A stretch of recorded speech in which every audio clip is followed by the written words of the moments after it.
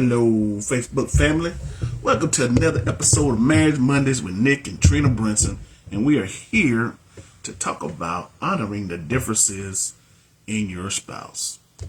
Honoring the differences in your spouse. So as we get going with this topic tonight, hopefully we'll say something, or the Lord will say something through us that will help you understand this concept. So we just want to start off with that, and we'll go into the other pleasantries of honoring folk.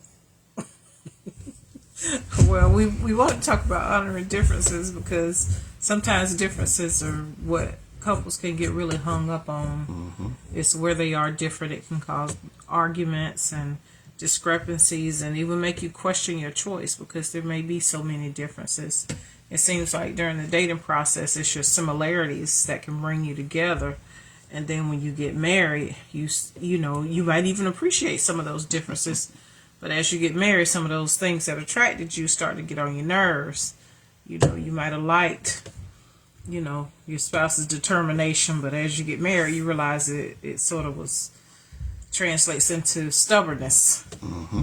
Or you might have liked quietness. The fact that your spouse is kind of quiet and mysterious, and then when you get married and you want to talk, you start to take it as them being withdrawn.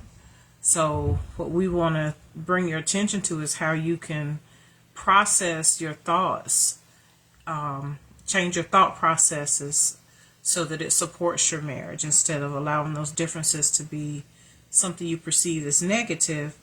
So we want you to learn to perceive them as something to be respected and honored and even celebrated. Yeah, you gotta learn how to change your perspective on how you see your marriage relationship, the right perspective. So when we talking about honoring your spouse, we're going to talk tonight about having them and you come together and maybe discussing some of those differences and coming to some agreement about your spouse. With your differences. So tonight we're going to get going with the discussion, and having right perspective, like I said, will be a real important point to explore when y'all are talking about your differences, and to just make that marriage relationship better. Before we go any further, we do want to remind you we're here representing Crown Kingdom Cultural Center. That's the church ministry that we're a part of. We're the marriage ministry directors. And our pastors, Bishop Finace Bush Jr. and Denise Bush.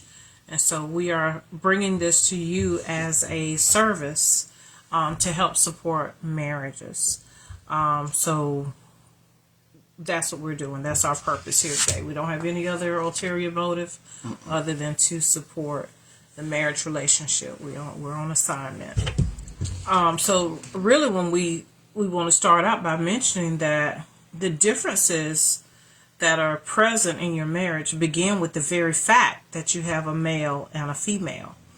And that's the way God designed the marriage, the family to start from. He designed a family to start from a male and a female. And he's the one that designed it that way, for that to be there, to be that difference between the spouses. That's the foundation of the family. And if we look back in Genesis, starting at verse 18, the Word of God lays out for us the fact that God saw a need for there to be more than just men in the earth. He originally made a man, and he looked at his creation and realized that it's not good for a man to be by himself. That man needs a mate. Man needs a helper. And so he took from the man a rib and created a woman. And the woman's purpose in being created stems from the original purpose is to be a helper, a suitable helper in that position of dominion for the man. So dominion is now shared between the male and the female, and they're made to function together as one. Mm-hmm. That was the original design of male and female. So it's not by accident that we have differences. He didn't just make woman a carbon copy of a man. He made woman from a man so that they both are human. Right. He made both for dominion, But he made some very significant differences, and he made those differences so that man and woman would be able to be fruitful and to multiply. He made it so that the man would have help that he didn't have before. So there's purpose in those differences. God didn't like the look of just a man alone. He wanted that concept of family there. And so when you look at your family and your spouse, recognize that those differences are by design. We're male and female by design. That's the foundation of the marriage, is those two different humans working together in unity for one purpose. And so it's better for two to exist together. And Ecclesiastes 4:9-10 says, two are better than one because they have a good return for their labor. I mean, for the work that you do. Yeah. It's not, this program wouldn't be what it could be if me and my wife weren't here together doing it.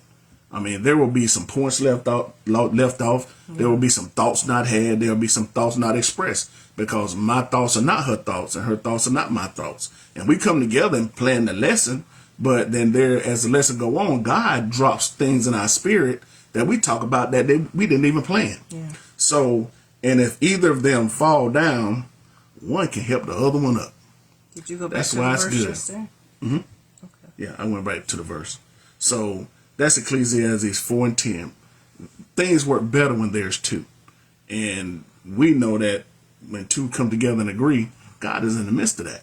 So it is best to have a male and a female in the marriage relationship so the work is easier. It really is. And you're more effective. You know, the way God has it designed, even in community within the body of Christ, even if you're not looking specifically at marriage, but just looking in the kingdom of God. You know, the Bible talks about how one can chase away 1,000 demons and two can chase away 10,000. That's some significant multiplication. That's a huge difference. 1,000 versus 10,000, and the difference is only by adding another human. That's pretty exponential there. And so that kind of gives us a sight into the mind of God and the way he was thinking as far as planning. He wants us to function together as a family, having the two of us together on the same team, working towards the same goal, and we are so much more effective when we are together. So we can't let our differences tear us apart. Our differences are part of what makes us who we are in relationship. So some of the differences, let's talk about what some of those differences might be that people get tripped up over. So one is one person talks more than the other. So you got one person that's more talkative than the other. And so you can have potential of one person kind of dominating the conversation and getting out of balance. But if you appreciate each other's differences, that person who tends to talk more will be cognizant of allowing their spouse opportunity to talk. Pay attention to when your spouse is ready to talk.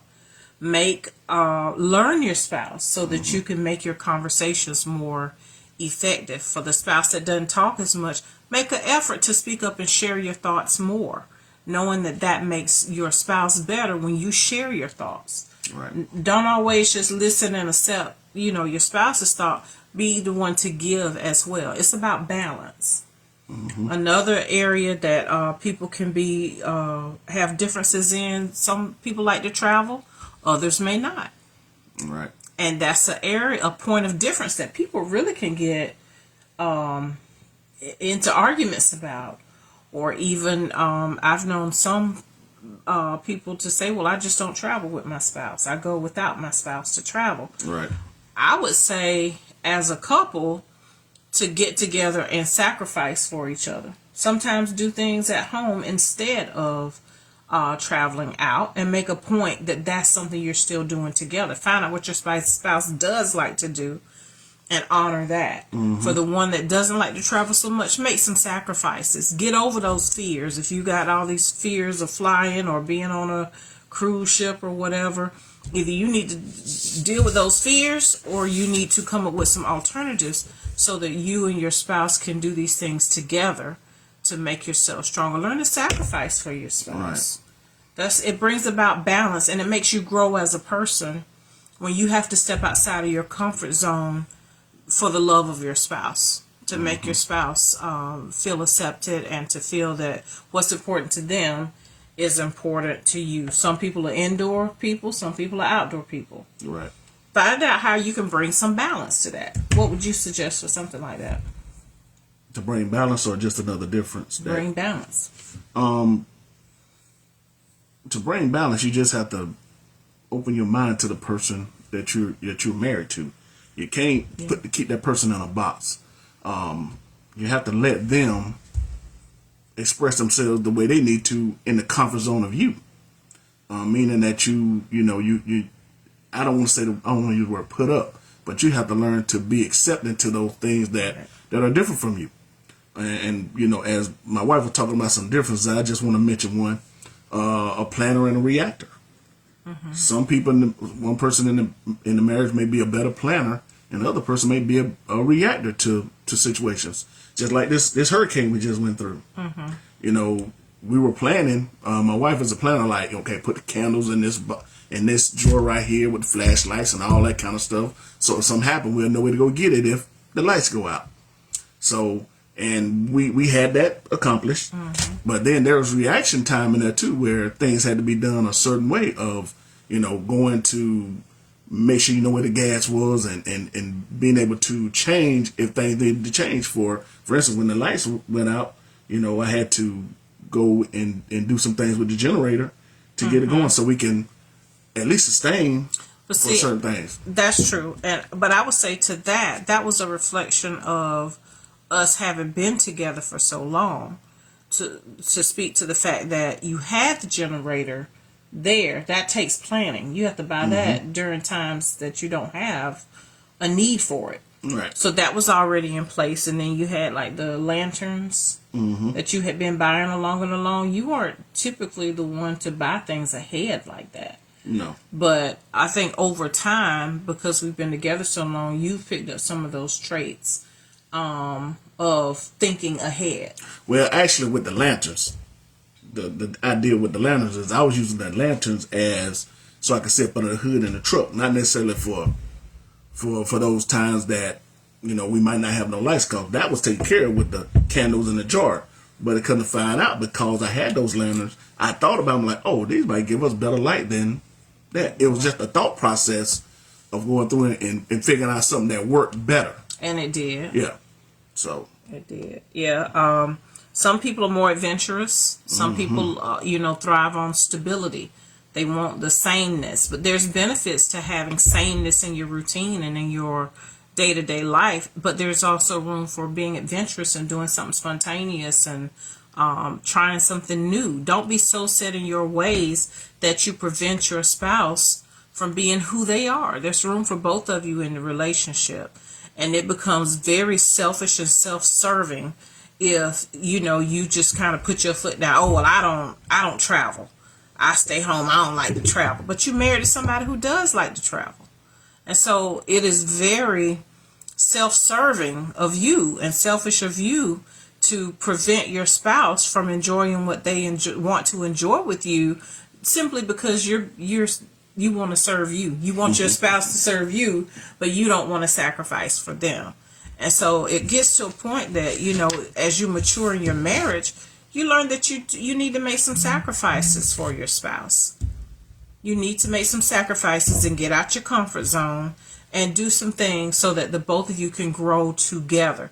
That's how couples grow apart too. Right. If I'm only nurturing what I like and you refuse to participate in that, well, then that's a point of division for us. How can two walk together unless they agree? You have to come to a place of agreement. Do the things that your spouse enjoys doing so that the two of you can grow together. Right. And, just a suggestion, kind of a humorous side note. Sometimes you don't like the way mattresses feel. You can't agree on the firmness or the softness of a mattress. And what my suggestion to you is go get a Sleep Number. Where you can pump up. Advertise. No. Hey, I'm here to say marriage is in the bedroom. So if you can't agree on the mattress, go get your Sleep Number. But you can agree. That's the point. It's to find a point of agreement. Right. And that Sleep Number is a good one. Yeah, Yeah, if that works for you. Yeah, look for solutions. Right. That's the bottom line, is to look for solutions. And if that means that you got to buy a $2,000 mattress versus a $500 mattress, Go get it. you got to figure out what's going to be best for your marriage relationship. Okay? All right. Other differences, boy, the personalities. Man. What about them? Well, personality is a trip. What about them? I use my daddy voice on that one. Personality. What about the personality?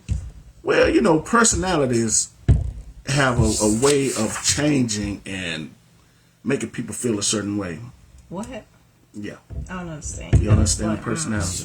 I don't understand what you're saying. You got to explain it further. Well, the personality of a person can be a point of contention. Right. If you have a more aggressive personality and someone else has a softer personality, that could be a point of contention. Or somebody is a little bit more loud and boisterous and obnoxious, and the other person is a mouse, that could be a point of contention. You said a mouse? A mouse. That's right. So when the personality come in play, understand who you're with, and understand that you may have to really go to the compromise table with people in their personalities, because they had that before they got with you. Exactly. That was already in them. So, and there should have been some, if you are a personality person, you don't like a certain type of personality, you should have figured that out before you got married. Well, you should filter that out in the dating process. Right. So sometimes what happens with personalities, though, is people are so hot and heavy when they're dating that they skip that important part of learning a person's personality to find out how much I like being or dislike being around this person. Do I want to spend time with them? And do I like the things they like? Do we enjoy being together? Sometimes they're so focused on the physical that they forget, if you're talking about spending the rest of your life with this person, then you got to do your homework. You got to. Yeah, you got to be diligent in figuring out who they are. Look at them through the seasons. How do they act different times of the year? How do they behave when they're angry? How do they behave when they're sad? How do they behave when they're excited? Do they like surprises or not? How do they respond when they have money? How do they respond when they don't have money? Get to know a person before you marry them. Right. And then recognize that you will have to deal with their personality for the rest of your life. And so make sure that it's something you can manage, something you can enjoy, and that you can accept their faults just the same as you accept the positive things that you like about them. Be able to accept them when they're grumpy, or when if they wake up grumpy in the morning, well, that's something you got to deal with. Or you learn to leave them alone and let them work through their morning, or help them get their cup of coffee or whatever they need. You have to learn how to accommodate that person's preferences and their aversions, Their flaws. Yeah, you factor all that in and learn to appreciate that that's part of who they are, because no two people together will make the same combination in a marriage. No. Every marriage is unique because you bring two unique people together. And so when you learn to accept that those unique qualities that each of you brings is what makes your marriage unique, you have to customize your marriage to make it great. You got to customize it. And we always say we just give you ideas about your marriage, but we know your marriage is not going to be like ours. And one phrase that I always love to hear said, or hear Bishop said, or anybody else is, if two of you are the same in a marriage, one of y'all are not necessary. Mm-hmm. That means each person is going to bring their own different parts of who they are to the marriage. And hopefully within the marriage, if there are things that need to change to make the marriage better, the person is willing to do that, right, to adjust who they are for the sake of the marriage and for the sake of the person that they love. But the person ain't going to tell you exactly who they are if you be around them long enough and listen to them. Well, they may not tell you, but they'll show you. Mm-hmm. If you pay attention to them enough, you'll learn to see who they are. And instead of trying to change those things that are different, learn to work with it. Learn to make those things that appear to be negative, how to turn them into something positive in the relationship. And so that may take some creativity. It might take some prayer, because people come with their own baggage, their own, cares and concerns, or their kind kind of idiosyncrasies, the things that kind of make you uniquely you. And so it's not fair to expect somebody to do all the changing. You're going to change in marriage anyway as the two of you kind of come to the middle and get some balance. But don't be so consumed with trying to control the way a person changes. If you knew that man was lazy before y'all got married, then shame on you for marrying a lazy man. Well, don't complain about it. Don't complain. You pick him up. Yeah. And pray for what you want in him. And then he'll, hopefully if he's a God-fearing man, he will actually go into prayer himself, and God will have that conversation with him. But you won't change him or her. Well, it's not your job right. to change another grown person. It's your job to monitor yourself. And really the way the Bible handles it is for a woman you can win your unbelieving husband over with your chaste behavior. So your own self-discipline, your own self-control, your own commitment to Christ is what your husband learns from you by watching you. So your actions speak louder than your words. So you're complaining, that you're misusing the power of your speech when you're constantly complaining about your spouse. Or if you're trying to guilt him into it or shame him into it. Those are not techniques that God teaches us to use as women. He teaches that you can influence your husband even unto salvation by your behavior.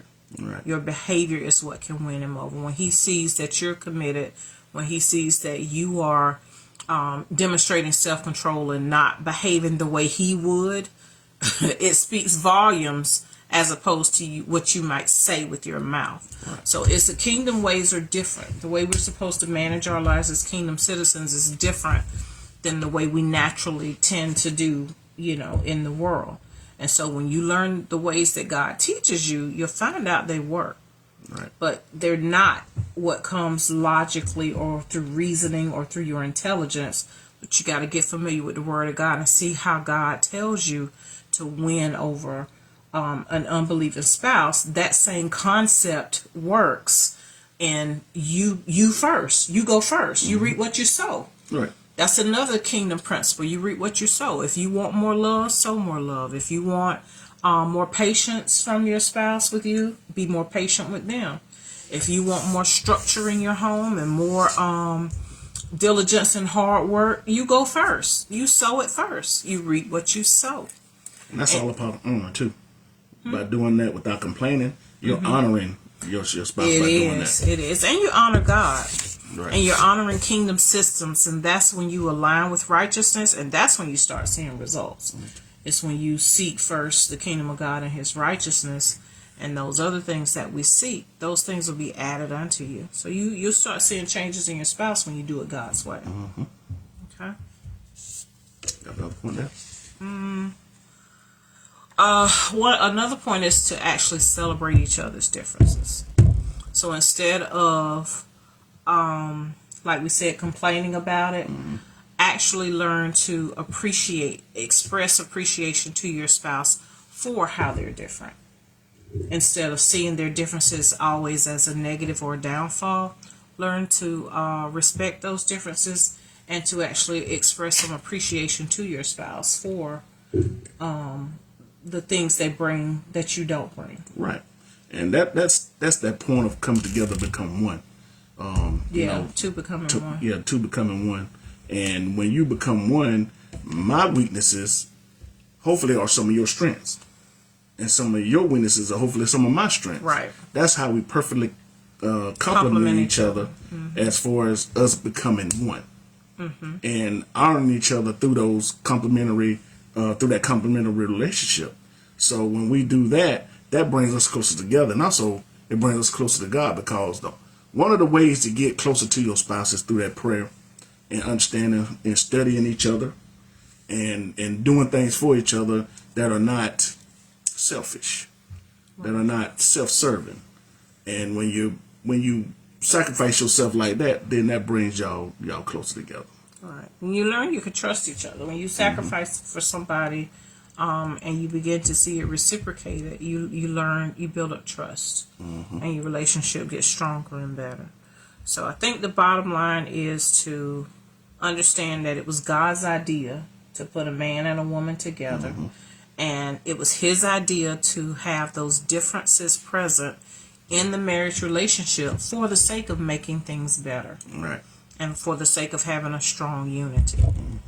So I think that's probably what we're going to leave y'all with to think on, is to honor your differences, celebrate your differences, and be the change that you looking for. Yeah, be an example, be a role model. Work on you first. That's really what it boils down to. Work on you first. Instead of trying to change your spouse, change what needs to be changed in you, and that actually ministers to your spouse. Right. That's a very good point. So, well, we appreciate you all for joining us. Hello, Mother. I see you commenting. We always appreciate you for joining us and for the support, the financial support. There's some of you who do contribute to our Cash App, and we'll add that on in case you want to. It does help us purchase the things we need to do what we're doing. And we also have our founder celebration coming up at our church, and we invite you to join us for that celebration of our founders. It'll be our 25th founders anniversary, founder celebration, and it is the founders that allow us to bring this to you. It's the ministry platform that we're standing on. So we aren't here just on our own. We didn't just flip the camera on. We're here as a part of a ministry that exists as being ordained by God. And so that ministry has produced what you're enjoying here today. So we encourage you to support our founders, and we'll put a Cash App on there as well, because we want you to support them as well. We want to be able to bless them. Matter of fact, if you give through our Cash App, we will be sure to pass that on, because we want to give them a substantial financial offering as an expression of our appreciation. So if you can help us with that, we would appreciate that, the financial support for that. The founder celebration will be on November 16th. We have a professional Christian comedian, Akintunde, and his nephew Corey will be coming to do a comedy show for us, and that will be at a banquet that we'll be having in North Augusta on November 16th. All you got to do is contact one of us, and we can get you hooked up with some tickets. Tickets are $65. And we'll also have a Sunday service on November 17th in honor of our founders. You're always welcome to come join us at Crown Kingdom Cultural Center, 720 Old Edgefield Road. So we would love to see you guys there, and we'll put the information in the chat. We'll put it in the chat. That's even better. I was thinking in the headlines, but we'll put it in the chat. That's better. I'll put it at the top of the chat for the replay. Okay. So, all right. I'll let you close us out, because that's what you like to do. You gonna let me do that? Because that's what you like to do. That's my thing. I'm supporting that. Yes, you are. Because I could have just went ahead and said it myself. I was gonna say it behind you anyway. Right. And so I'm recognizing our differences and allowing you to do what you do. I'm getting out the way so that you can do what you do. We'll move on then. From the lady and the coach. We love y'all. Good night.